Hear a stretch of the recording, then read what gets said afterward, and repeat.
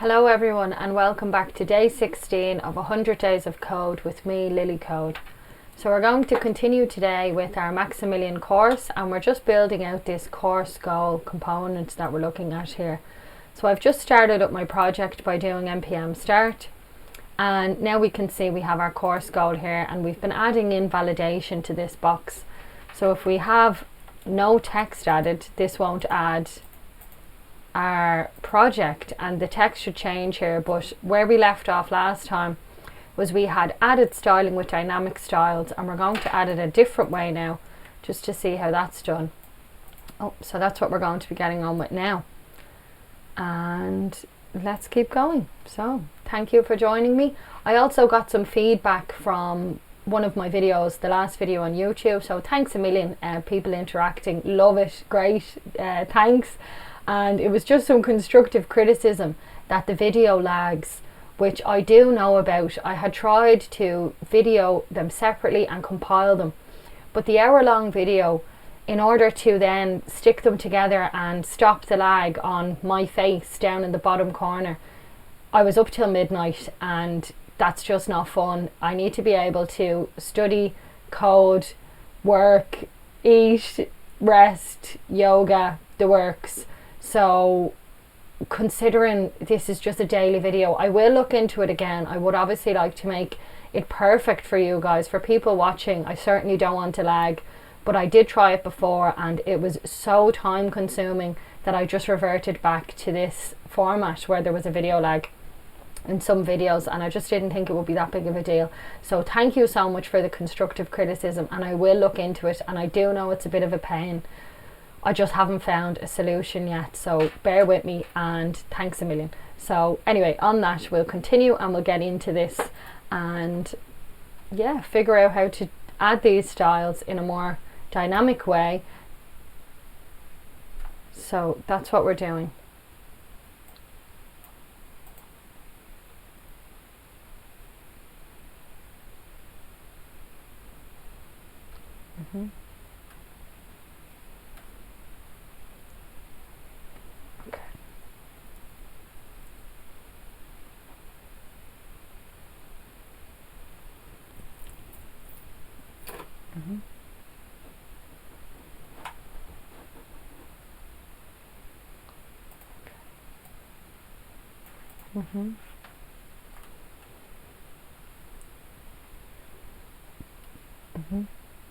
Okay, so we're using the template literal here, which is these two backticks, and we're going to use that in order to inject in a different class name dependent on whether or not this form is valid. So that's what we're about to do.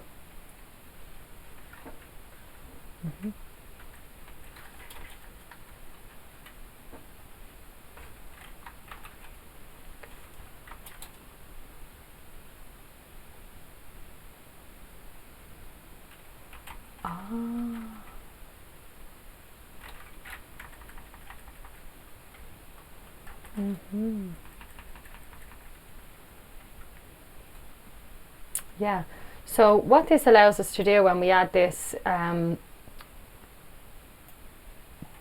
symbol, currency symbol, $, when we add this $sign in, what it allows us to do is pass in a variable instead of just a string.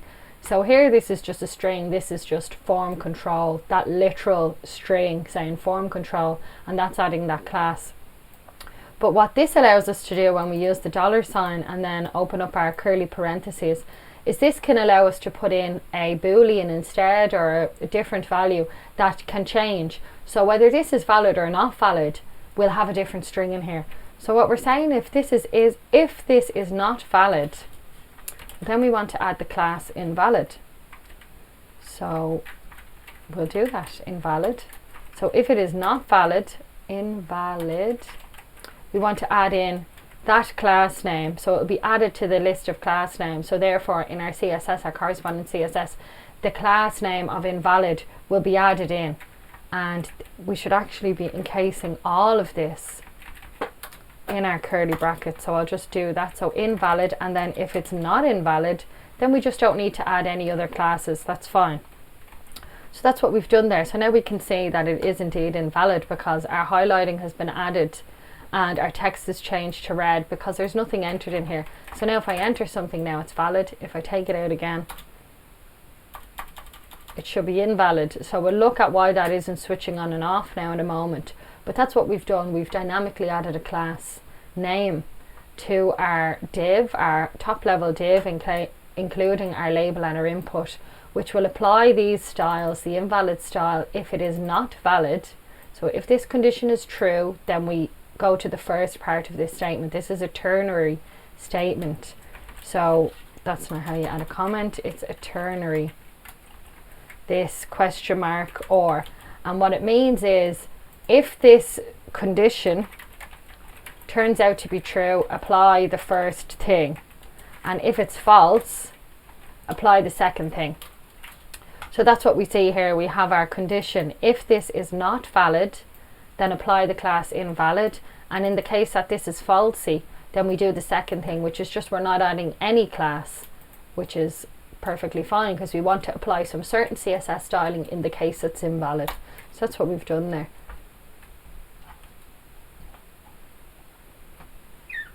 So just watching the video as I do.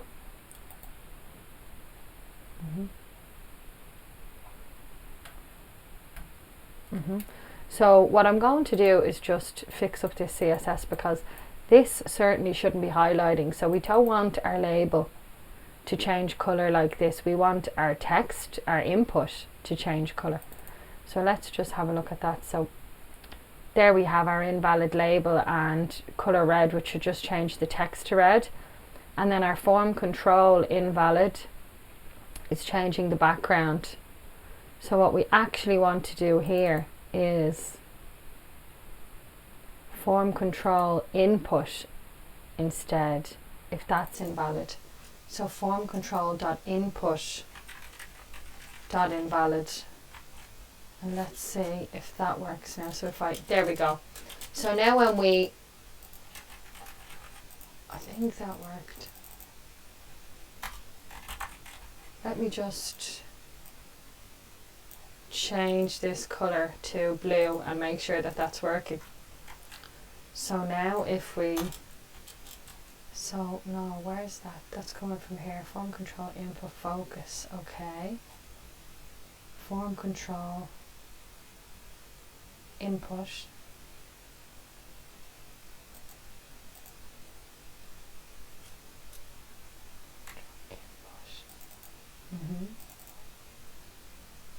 Invalid.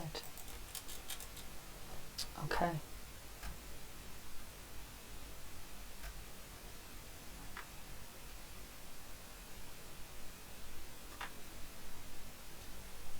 So I'm just figuring out what's going on here because perhaps I've accessed my CSS classes wrong.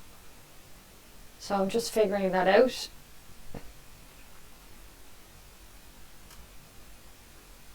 Okay.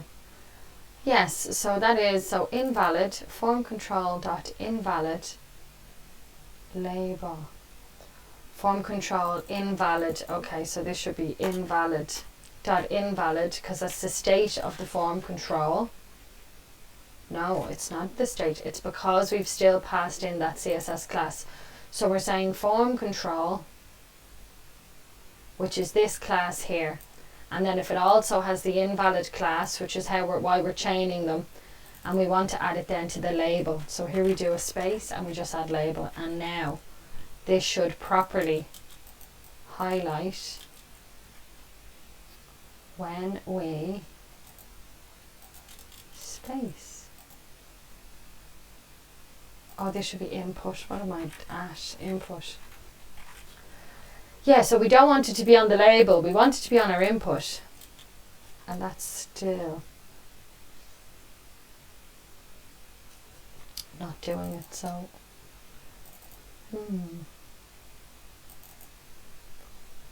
form control dot invalid and then the space because this is the tag name as opposed to a class name.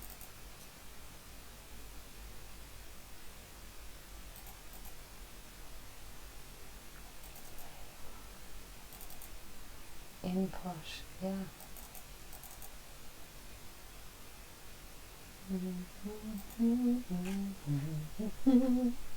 Okay.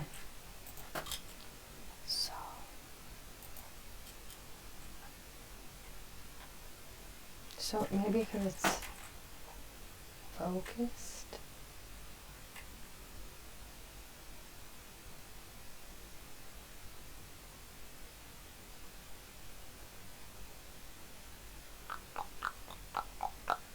Okay. So anyway, if I just try and add a goal here that has no goals, so just an empty box, it shouldn't allow us to do it. And there we have our invalid form color. So okay, great, it's being triggered when we submit the form, so that makes sense. And then if I type in goal and add it, it's been added, so that's super duper. Okay, cool. So let's keep on going and see what Max has to say. So just going to get back to watching the video. Sorry, excuse me.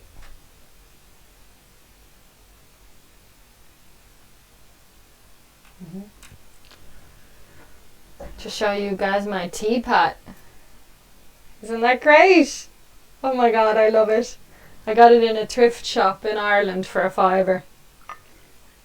So go thrift shopping. You might just get yourself a little old teapot like me. Delish.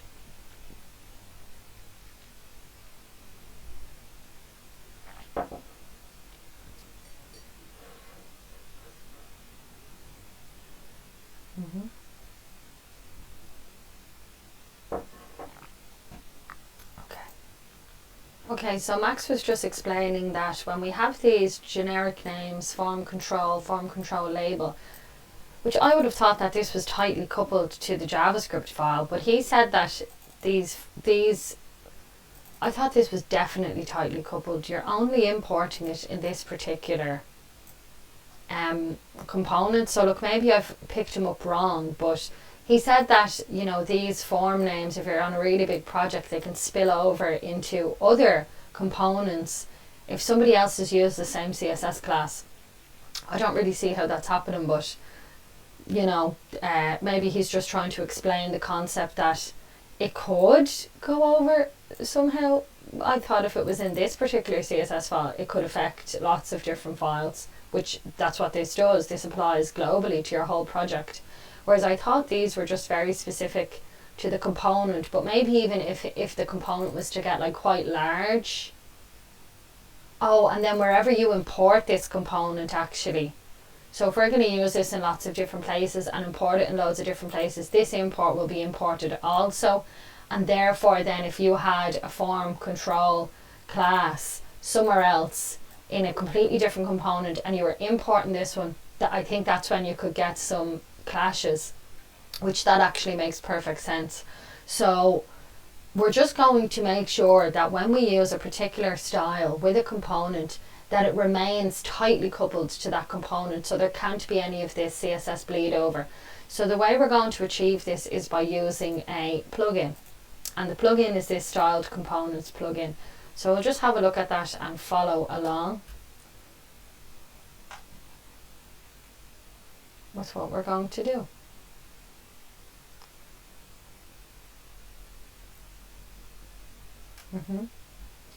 Okay, so we're just going to install this package. So just to show you, we've come to stylecomponents.com, and if we go to the documentation, this should tell us how to install this. So now I know anyway I have the command there, but you know, here we go. So install style components only takes a single command and you're ready to roll. So with npm, which we have npm installed, if you want to know how to do that, check out my video on setting up your development environment. And we'll just copy this command here, npm install save styled components. And then we can come back to our terminal and just stop it running because we're about to install something. So I'll just delete this particular terminal instance. And now we know nothing is running, and then I can just paste that command. That didn't go well. Just paste that command and hit enter, and this will install this package now into our node modules folder, so we can use this styled components package that will tightly couple the CSS to the particular component, which is sort of the behavior that I presume we want anyway. You don't want components affecting other component CSS. That's why you have them in a very linked component CSS file. So this makes sense to me to do this, especially if you were working on a big project, as Max says. So yep, cool. So we'll just keep an eye on that there and see how we're getting on. That's just loading.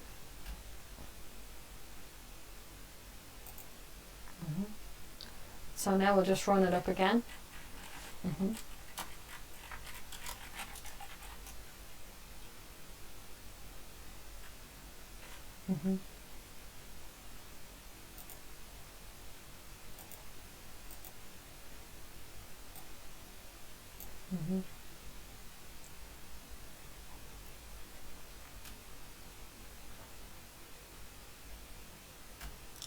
Okay, so in order to use this, we're going to test it out on our button.js component, and I'm going to show you now how we would use this package. And first of all, we're going to just declare our button in a slightly different way, and we're doing that because we're going to import styled from, there we go, from styled components, and then we can declare our button slightly differently and use this styled. So we'll declare our class again.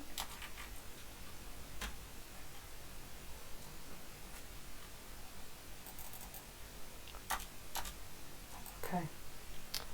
So I just got rid of the import there to our CSS class because we're not going to use this linked CSS anymore. We're going to do it slightly different. So now we can just use styled.button, which this is all in the documentation of that particular package that we installed. But we're just going to run through it here now anyway, so you have an idea of what this package does.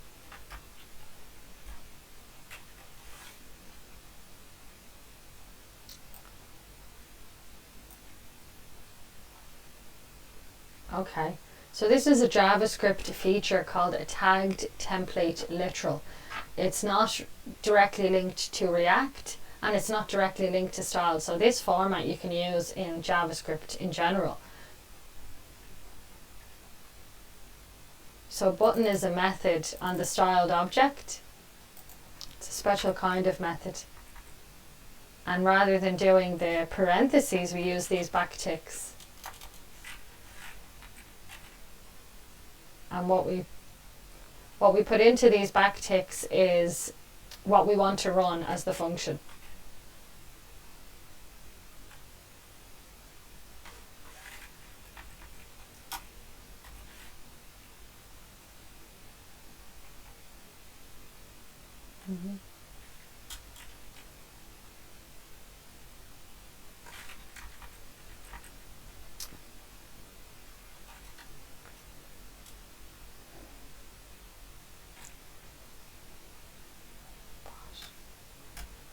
Okay, so yes, basically whatever gets passed into this particular button excuse me, is how the button is created then. So what Max has passed in, which, I mean, I guess we're trying to achieve something specific here, which is not bleeding over of the CSS, that our CSS stays very linked to this file, but I don't like this so far.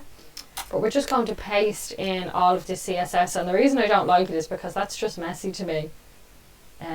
But sure, you know, it's for a particular end reason, and I'm sure Max is going to clean it up and explain it because he always does. He's awesome. So we just paste that in there like that. Why is your syntax highlighting, Max? Okay. So I do not need those opening curly brackets. It's literally just, you just pass your styles directly into the backticks. So my styles are here, that's done, and then I'll just move this over because what is going on, and I guess this will do for the time being, and then we'll find out what Max is actually intending here.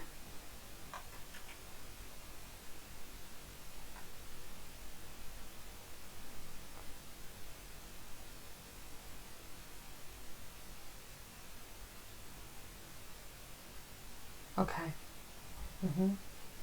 Okay, so because we're actually passing our styles directly onto the button, we don't need to declare our classes like this, like what we've done here, because it's just going to apply it to this component as a whole, which is the button component in this case. But we could use this styled for any of the things on our page. So you have your P tags, you've got your H1, H2, but we're using it for our button, so we'll keep that button.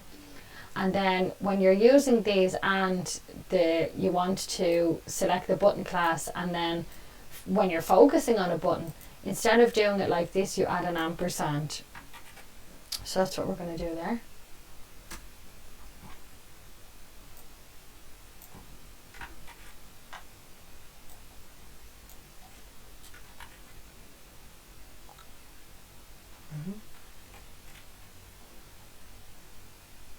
So that's still working, as we can see. What are we?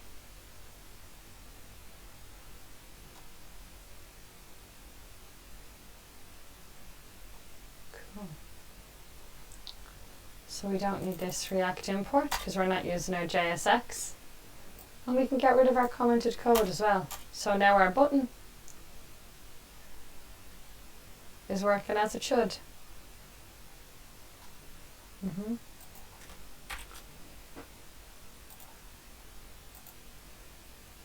And yeah, we have these strange classes on our button because this is just automatically added by this package.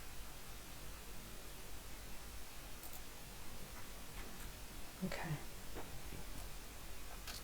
So yeah, and now it can't affect any other components, so we have done that.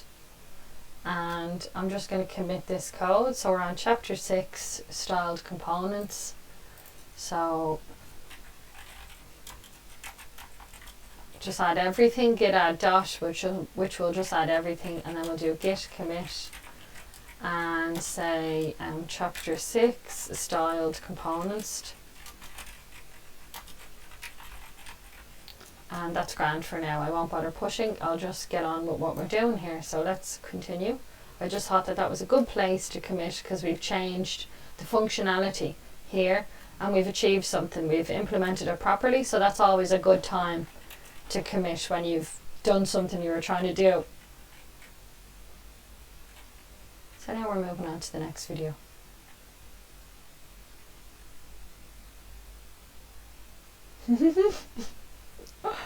Oh,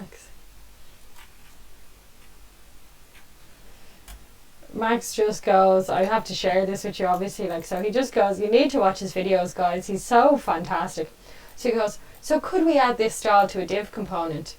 Absolutely. And then just launches into the solution. So he's fantastic.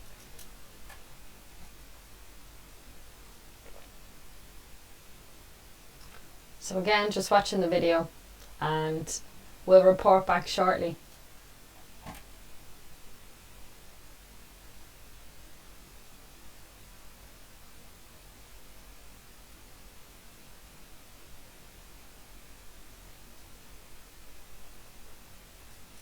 Okay. Cool.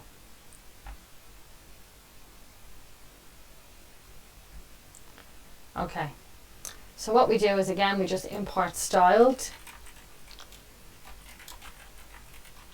from styled components. So that's all good. We're probably going to get rid of our course input CSS now in a moment. But for a minute, until Max tells me to do that, I won't do it right now because there could be other styles, excuse me, in there. So then we're going to just declare a constant, and this is going to be called form control. And what we want to do with this form control is run styled, and then .div, because it's going to be our div that we want to run this styling on. And can I? Yes, I can, but I'll just do it like this, and then okay. I don't like this, but however. Yeah, so now we're going to grab all of our CSS again, and the only reason I don't like it is because, look, we're doing a particular thing here. We're trying to keep our styles from bleeding into other areas of the project, but you know, it's just prettier, isn't it, really, when we don't have all this CSS and everything in our JavaScript file.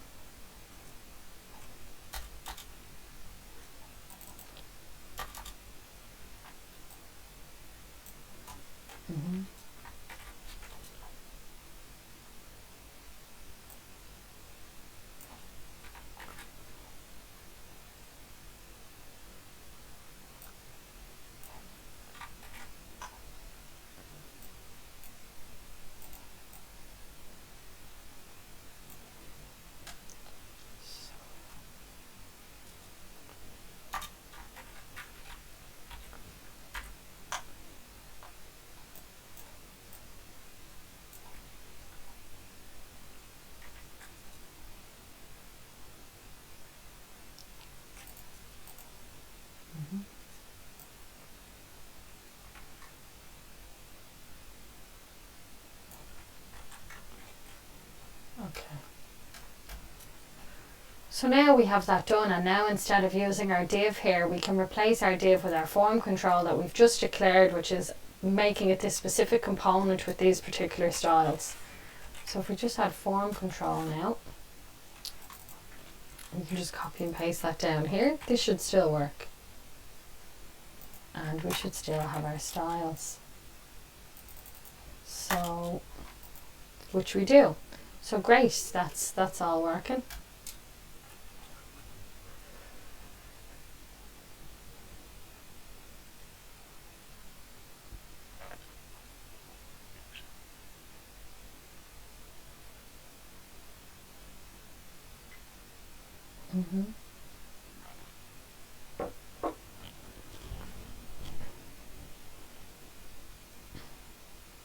Okay.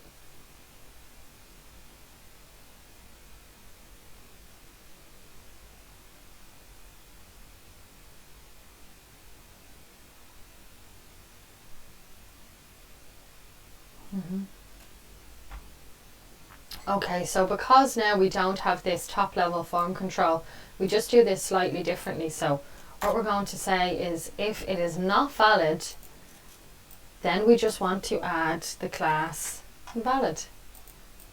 And that's going to fix that for us now with this new implementation. So that's how we would add the class name in this particular implementation properly.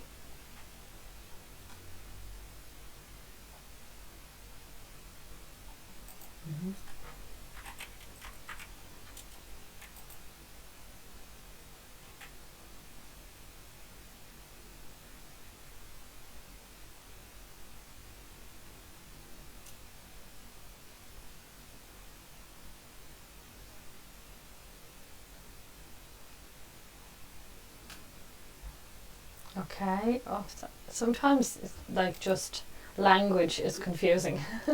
So basically what we're going to do now is, there's another way to do this, and I'll explain it now. I just want to make sure I verbalize this correctly.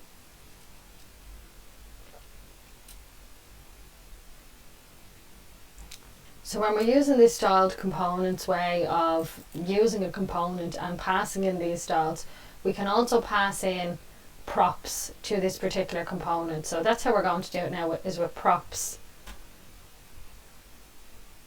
And then we can use the props inside the backticks in order to apply styles and things like that. So we're just going to do it slightly differently. And it allows us to change the styles dynamically. So we're going to add an invalid prop.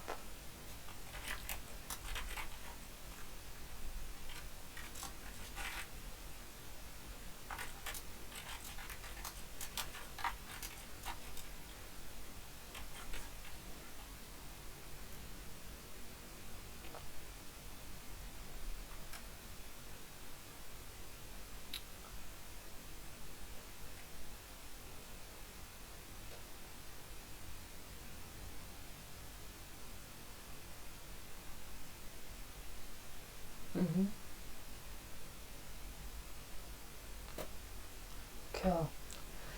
So it just means we can change our styles then dynamically, because we can pass in a variable into these backticks, as we know, we've just seen that. So if our form is invalid, What we want to do is change the border colour, of the input. So here's the border, and rather than it just being grey, we can pass in this $sign and our curly brackets, and then in here we take our props because we want to check against these that are coming in, and if it's invalid we want to add the class red to the background, and if it's not invalid we want to keep that grey. So this is how we can dynamically do this now. And we'll just say, what was it, CCC grey. Props.invalid, yes, because we're getting it from the props, so we need to say props.invalid because it's being passed in through the props.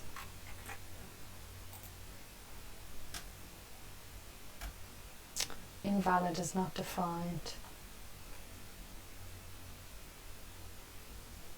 Invalid should be being passed as a prop. Invalid.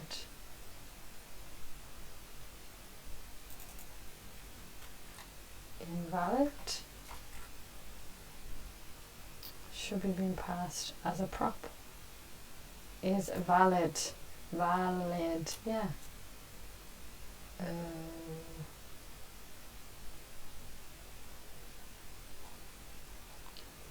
So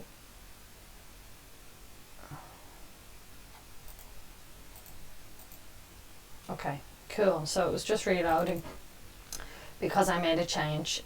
So yes, we need to access the props that are being passed in, which we've passed in down here when we declared our form control, and the props we've passed in is invalid, and that's telling us whether or not it's valid. So just a boolean, a true or false. So then we can use that and do some conditions based off whether or not it's valid. So that's what we've done there. So we'll also just change the background. So, and I wonder what plugin Max is using, because his CSS is highlighting, syntax highlighting here for me. So like backtick syntax highlighting or something, I'm not sure, but I'll have to have a look into it because that will be useful. And then this should be in curly brackets like so, or just parentheses like so. And then we will continue on.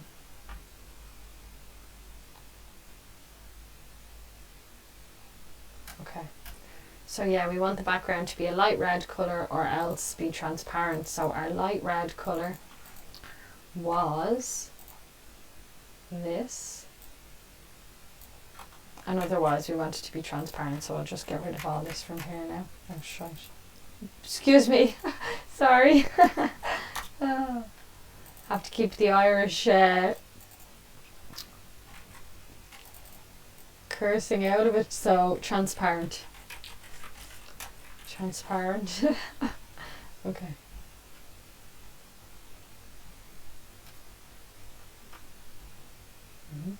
So now, because we've done this in this fashion, by passing through the props and by using our own styled component, we can get rid of the classes that we originally named to do this for us. So we don't need our invalid class anymore because we've done it a different way. We've done it through the props, so we can get rid of those.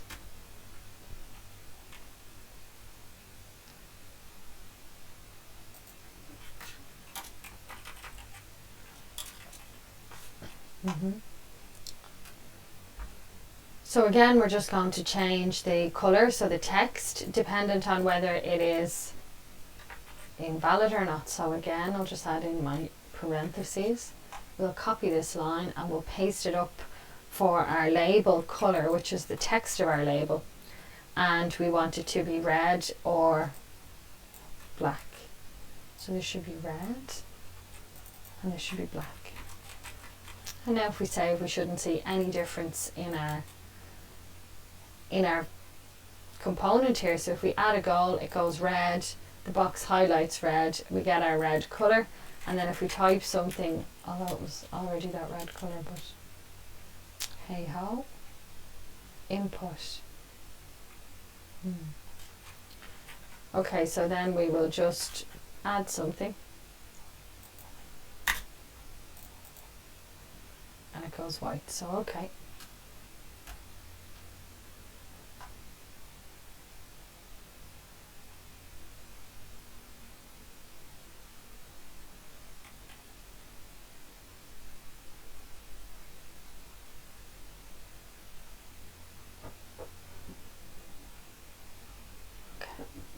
So now we're going to just go through one more way to do this. Max covers all bases.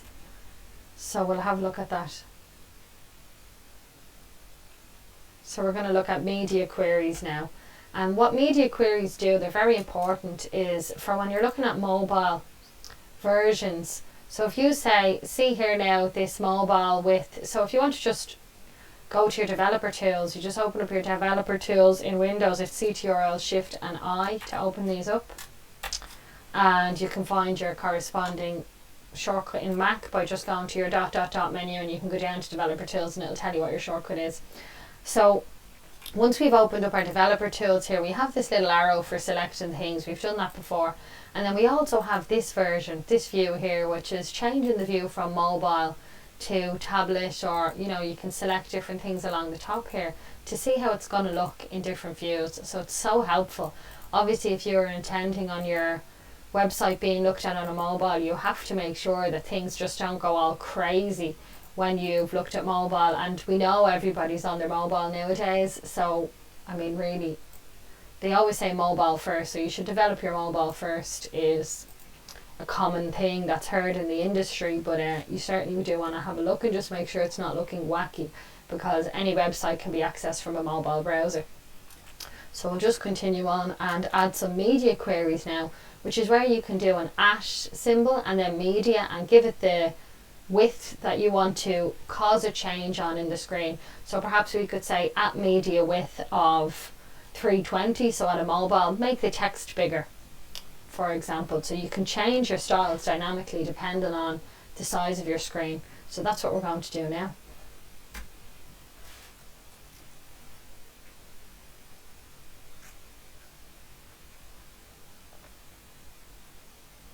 So just watching the video, taking some notes, but yeah, listening to the video here, and then we'll get stuck into actually applying these media queries.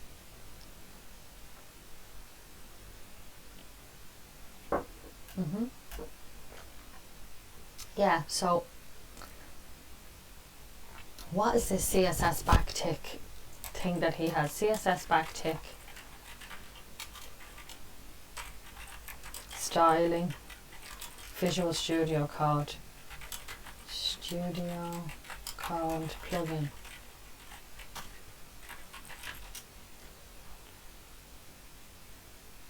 Styled components, yeah. Okay, great. So look, this styled components extension adds highlighting and IntelliSense for styled components template string. So let's just add that, because the more code we add in here, I just wanted to be clear for you guys what's going on. I have a video on installing extensions and recommended extensions in Visual Studio Code. Check that out if you're not sure what I'm doing here, but there's loads of extensions you can add that just assist your coding and give you little helpful things that you might need when you're coding. So do check out that video if you're not sure about it. But I've found that this is the extension I want. I want my styled components to be syntax highlighted, just giving it that colour. So you'll see that now in a moment. So I'll just type in styled components. This looks like it.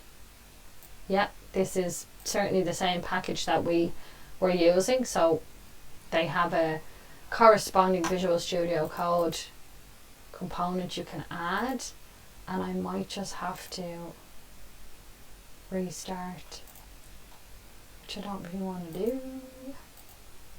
Okay, let's just keep going. Yeah, let's just keep going.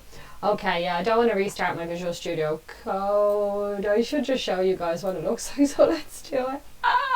Okay, so I'll restart Visual Studio Code and just see if now things are highlighted. They are not. So what do we need to do to turn this on? Tell me. So we just installed our styled components highlighter, snippets, extractor.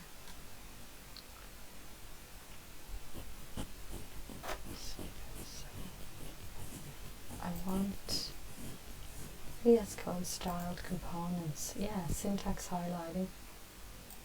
So is it actually called VS Code styled components? Okay. So we added in something else. We added something that allows you to do shortcuts. So we want VS Code styled components, and this is what we want to see. We want to see this highlighting in our styled components within our backticks to properly display what's going on, so we can just, you know, see it easier, and so you can see it easier, and so I can see it easier. So that's just installing there now, and I'll just get on with listening to the video while we're waiting.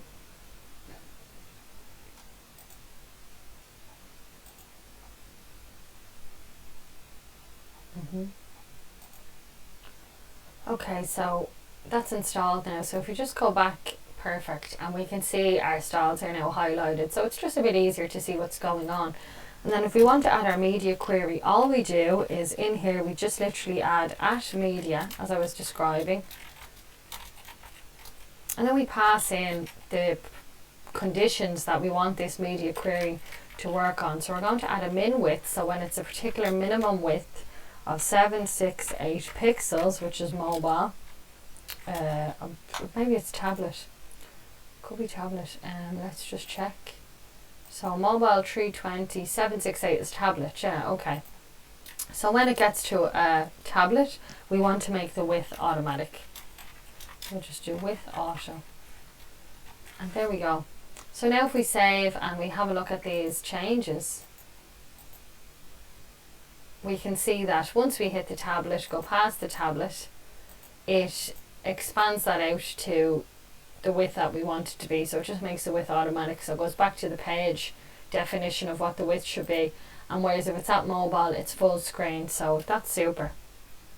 And that's how you do a media query, guys. Just @media, and you can add in different conditions for the different views, screen sizes that you would like to see different styles be applied on. Great. Okay, so Max has just gone on to say that he likes the separation of CSS in the CSS file, and that, you know, this was just a way to show us how to tightly couple our CSS with our component. You can use a styled component extension, and how we can use those props and stuff. But delighted to hear him say that he prefers the separation of concerns, because so do I. So let's get back to taking all this CSS out of here, because it's distracting.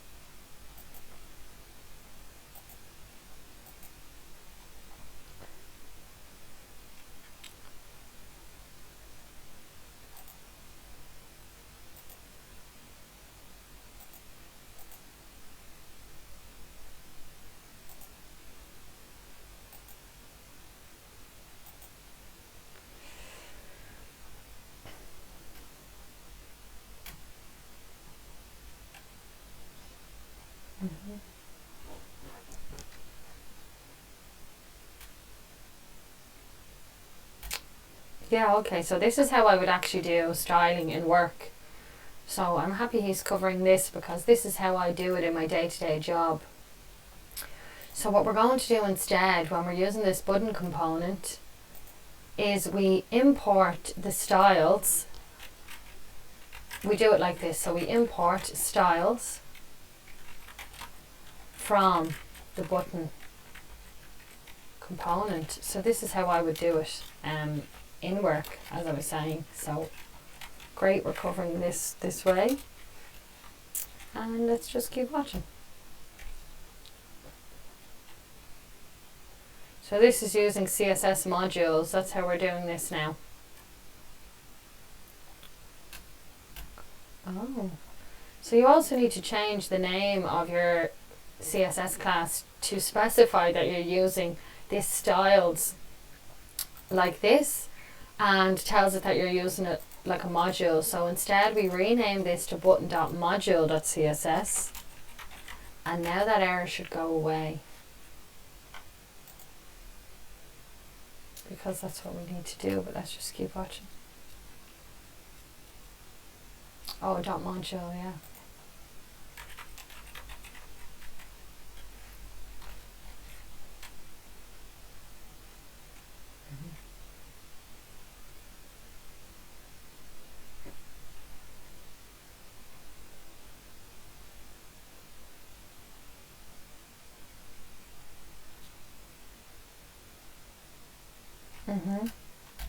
Yeah, cool. So now the way we use this is, I got rid of all my CSS.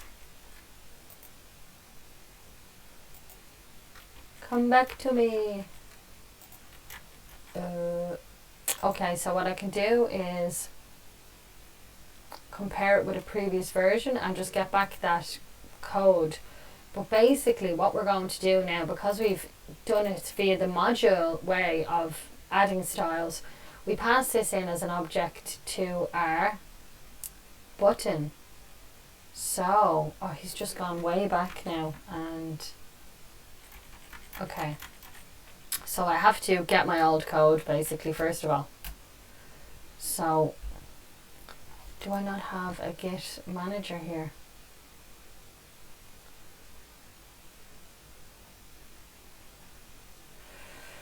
So normally in here I have like an extension that I can have a look back at the different Git versions that I had. So let's just do that. So Git lens or something will allow us to look back at our various, so we need to go to our extension, sorry, and install Git lens, which will allow us to look back at previous commits and pull back in those changes. So, excuse me, so let's just make sure of what's going on here. So,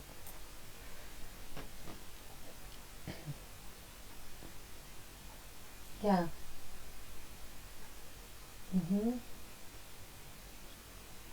Thanks, Eric. Good job.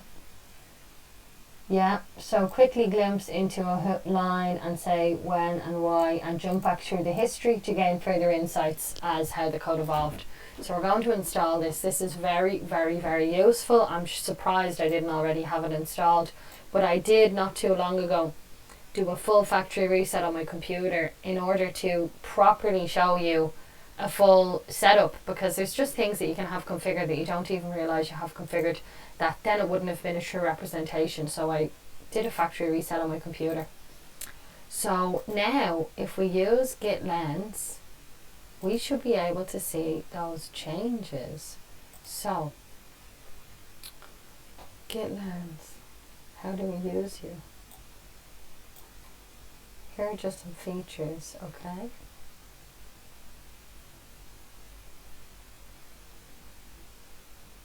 Yeah.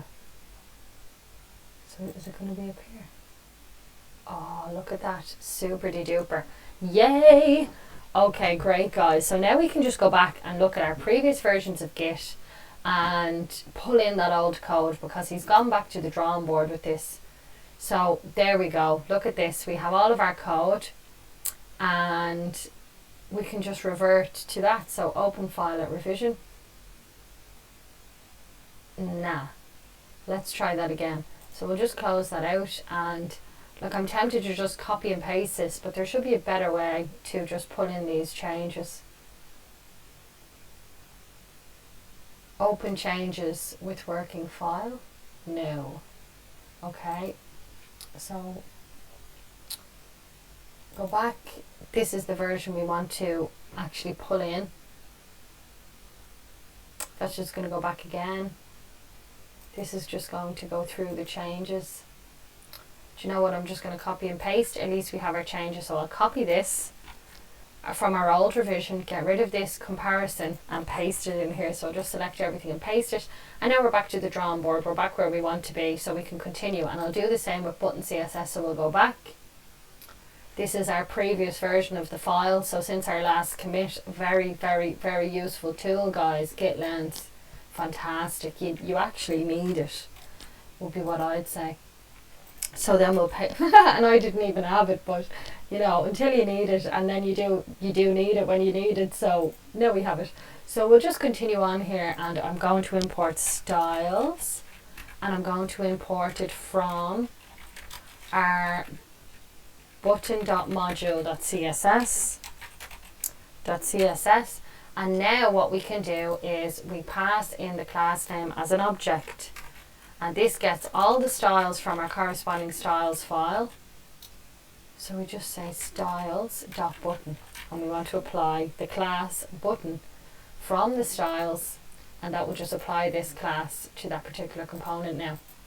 So it's just another way to add these styles. We're just going through a few different techniques of how to add styles, just for the crack. So yeah, just to learn. And now the button is still highlighting. So cool.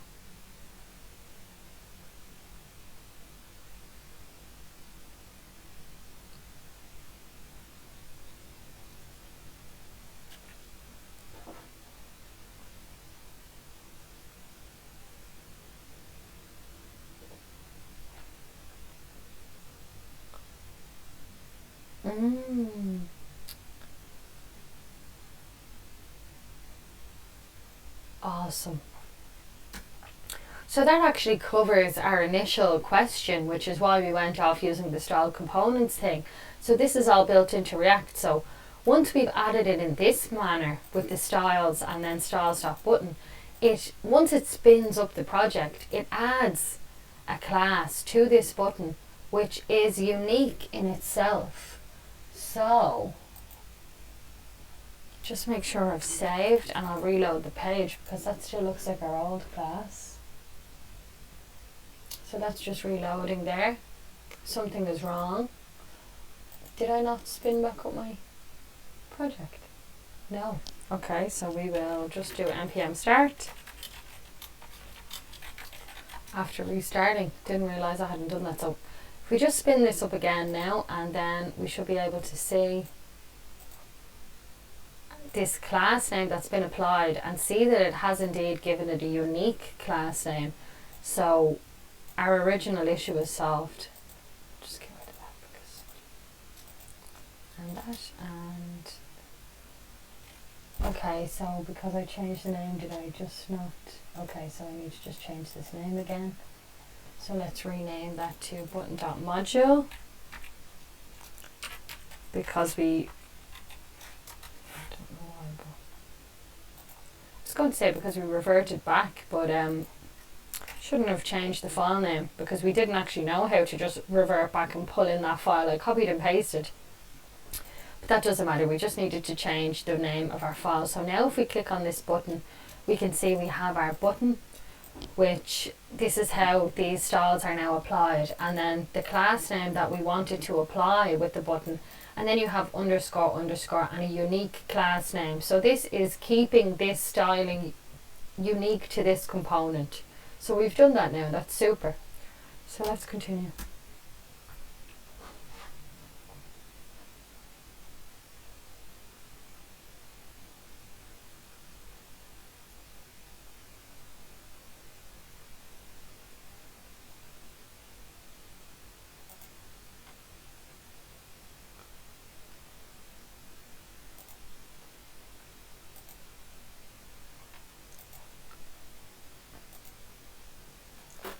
Cool.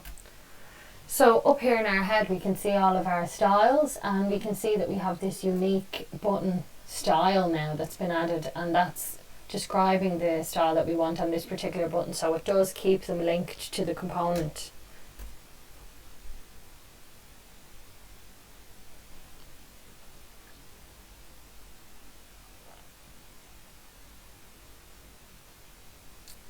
Yeah. Yeah, so that's how we can have the best of both worlds with this, because now we have our components, they have their style, it's